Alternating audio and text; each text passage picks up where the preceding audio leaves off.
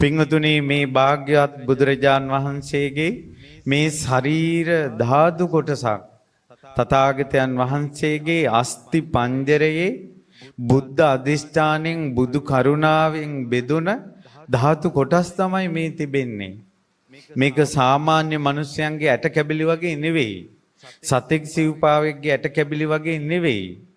පින්වතුනි අපි මැරිලා ඉපදෙන තැන අපේ ඇටකට්ටුවේ පවා ලියවිලා තිබෙනවා. ඒකනේ වංගීස තෙරුන් හිස් කබලකට තට්ටු කළා.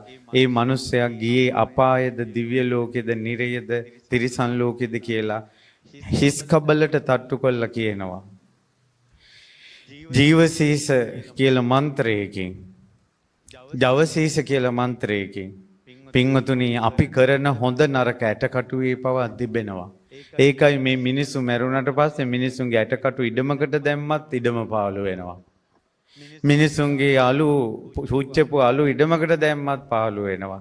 ඇයි ඉන්න කාලේ පව් දස අකුසල් කරපු මිනිස්සුන්ගේ ඇටකටුවවත් ලෝකෙට සාන්තියක් නැහැ. ඒත් පින්වතුනි දසමරුම් පරදා අමා මහ නිවනට වැඩිය අමා ශාන්තිය ලැබූ ලෞතුරා සම්මා සම්බුදුරජාණන් වහන්සේගේ සම්බුදු සිතක තිබුණ දසබල ඥාන, විසරද ඥාන, සඩ්ඩසාධාරණ ඥාන, අනන්ත සම්බුදු ගුණ මේ අස්ති ධාතුවේ පවා මුසු වෙලා තිබුණා.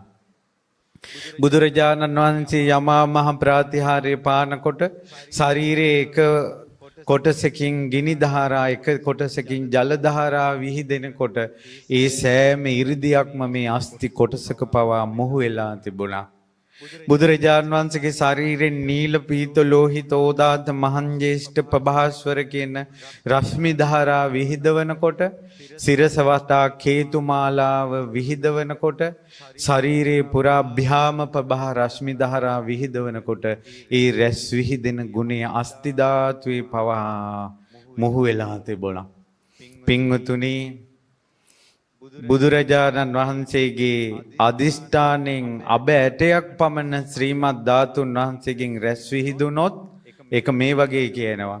මේ මුළු පෘථුවියම මැටි පිඩක් කරලා ඒ මුළු පෘථුවියම නැමැති මැටි පිඩෙන් පහනක් හදලා මුළු සාගරේ වතුර සියල්ලම තෙල් කරලා ඒ මැටි පහනට දාලා මහමේර පර්වතයේ තිරයක් කරලා දැල්ලුවොත් එහෙම එක සක්වලක් එළිය වෙනවා කියනවා. ඉරෙන් හඳෙන් ආලෝකමත් වන එක සක්වලක් එළිය වෙනවා කියනවා. ඒත් පින්වතුනි අබෑටයක් පමණ ධාතුන් වහන්සේගෙන් රැස් විහිදුනොත් සක්වල කෝටියකටත් එහා සුදු රශ්මි ධාරා විහිදෙනවා කියනවා. ඒ නිසා මේ අද ඔබගේ දැස පුරා දකින්න තිබෙන්නේ බුදුරජාණන් වහන්සේගේ බුද්ධානුභාවයේ මුසුන ශ්‍රීමත් සර්වඥ ධාතුන් වහන්සේලා. ඉතින් මම ඔය පොළොමේ ඉන්න මිනිස්සුන්ට කිව්වා පින්වතුනි දෝතේ මල් තියාගෙන අපේ බුදුරජාණන් වහන්සේ දකින්න යනවා කියාගෙන හිතාගෙන යන්න. ඒ බුදුරජාණන් වහන්සේ දකින්න වෙලාවේ වෙන දේවල් මොමුනන්න එපා.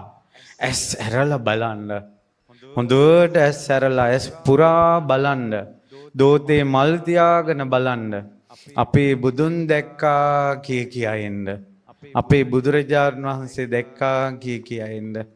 දැන් මේ හොඳට ඔබට තේරෙන කාරණාවක් තමයි ඔබ කොයිතරම් යම් අපහසුවකින් ওই පොළොමේ ආවත් මොහොතක් ශ්‍රීමත් ධාතුන් වහන්සේලා දැසින් දුටු පමණින් ඒ සියල්ලම නැති වෙලා අමෝතු ප්‍රීතියක් ඇති වෙනවා. අනේ භාග්‍යතුන් වහන්සේ දැක්කා කියලා අර තිබ්බ කලබල ගතිය ඔක්කොම නැති වෙලා නිදහසේ අඟුලිමාල සෑය වැඳ වැඳ බොහෝ දෙනා මෙතන සිටිනවා. පින්වතුනි මේ උතුම් ධාතු වන්දනාව අර වචනේ මතක තියාගන්න කටට හුරු කරගන්න අපේ බුදුරජාණන් වහන්සේ දකින්න යන්නේ. බුදුරජාණන් වහන්සේ මම දැක්කේ සම්බුදු ගුණ මොහොන ශ්‍රී අස්ති ධාතුන් වහන්සේලා. පින්වතුනි මේ මහ පොළොව ගිනි ගත්තත් මේ අස්ති ධාතුන් වහන්සේලා ගිනි ගන්නෑ. මේ මහ පොළොව ජලයෙන් ගහගෙන ගියත් අස්ති ධාතුන් වහන්සේලා නැසෙන්නේ නැහැ. යම් දවසක මේ බුද්ධ ශාසනය අවසන් වෙනවද අන්න එදාට තමයි මේ අබෑටයක් පමණ ධාතුන් වහන්සේ පවා බුද්ධ අධිෂ්ඨානෙන් රුවන්වැලි මහා සෑයට එකතුව මහා සෑයෙන් ගයාවේ වජිරාසනයට එකතුව සම්බුදු සිරුර මවාගෙන මොහොතක් අනිත්‍ය ප්‍රතිසංයුක්ත ධර්මයේ දේශනා කොට මේ වාගේ ධාතුන් වහන්සේලා වැඳ වැඳ පින් පුරාගෙන දෙව්ලොව උපන් අසංකේයයක් දෙව්වරු අමා නිවනට පමුණුවලා ඒ ධාතුන් වහන්සේලා පිරිනිවන් පාන්නේ අන්න එදාට